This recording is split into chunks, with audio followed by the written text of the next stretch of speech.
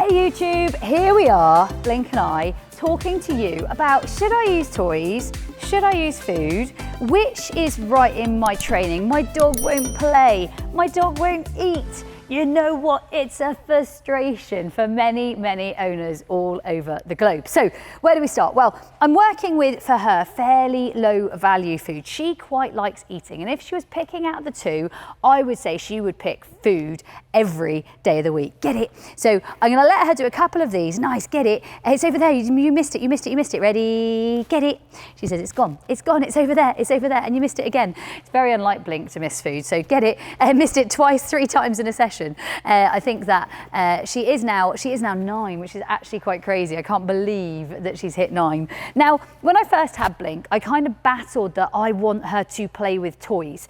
And the more I battled the I want her to play with toys, the worse it got. So rather than battle it, go with where the passion is. Ultimately, make sure she's found her passion. Make sure you're working within that passion. Make sure you've absolutely incorporated that passion in each and every thing that you are doing with your dog. And I think this is really important when it comes to reinforcing, because ultimately, ready, get it?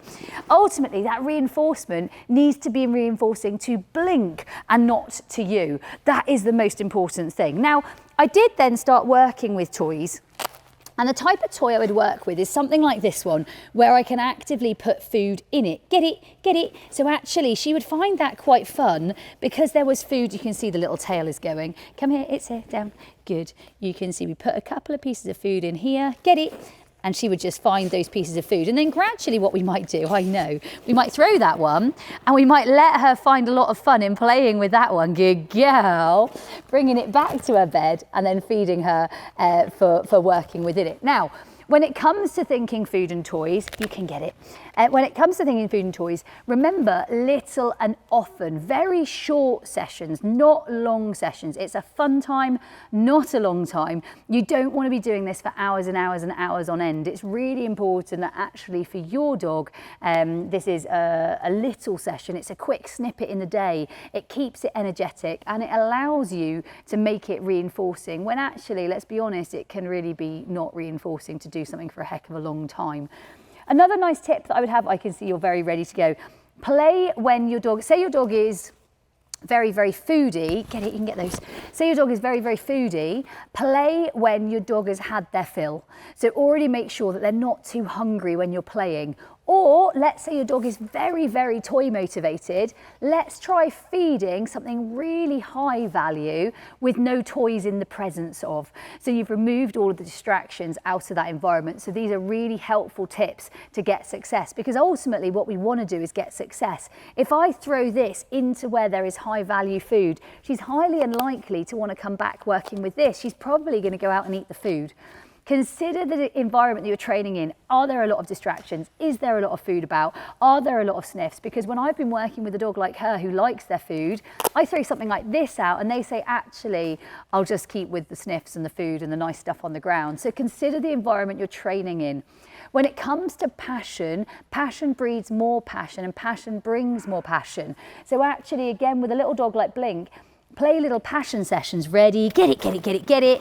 Wow, that was really clever. That was really clever. That was very nice. You're very pleased with yourself. I see you're very pleased with yourself. Can I have it? Thank you. And so for me, those little passion sessions, rather than again, I know, and come up here. And what I really want to see when I'm playing with a dog like Blink is actually that she wants more. So I always end her on a hungry note, whether she's still hungry for more food or whether she's hungry for more toy.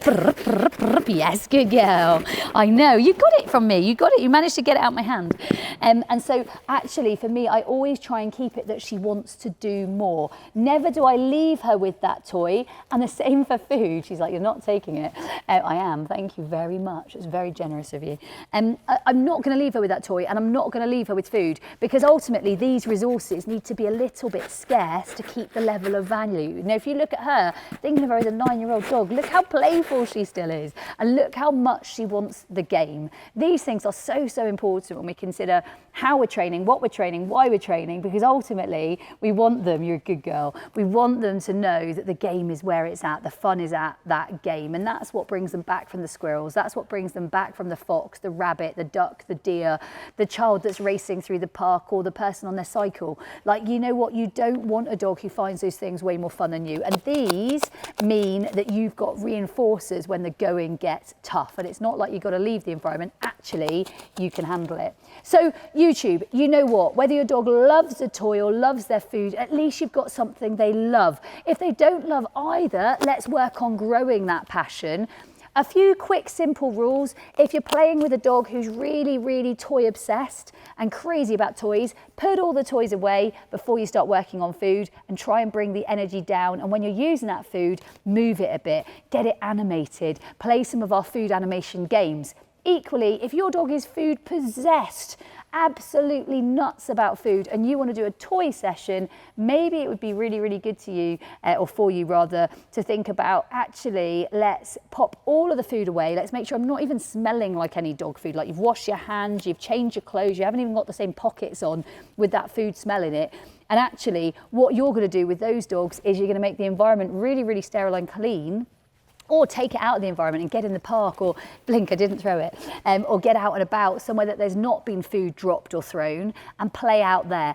Get it where you're having success, whether that's food or whether that's toy. Work it so you're having success, and remember, success breeds success. Desire gets more desire, and I absolutely know that you can do this. You are going to be the best reinforcer for your dog. Now, that was this episode, guys, of our YouTube today. Now, the important thing is that you like, you share, you subscribe, you tell everyone about it. This is an amazing ripple effect going all over the dog training world, knowing that dogs like yours and like mine never need to experience that deprivation, that force, or that aversive training that some dogs sadly have to go through. That is games-based learning. You're here at Absolute Dogs HQ, and we're literally taking the world by storm with games-based dog training. We'll see you next week for more awesomeness in YouTube, and I can't wait to see you real soon.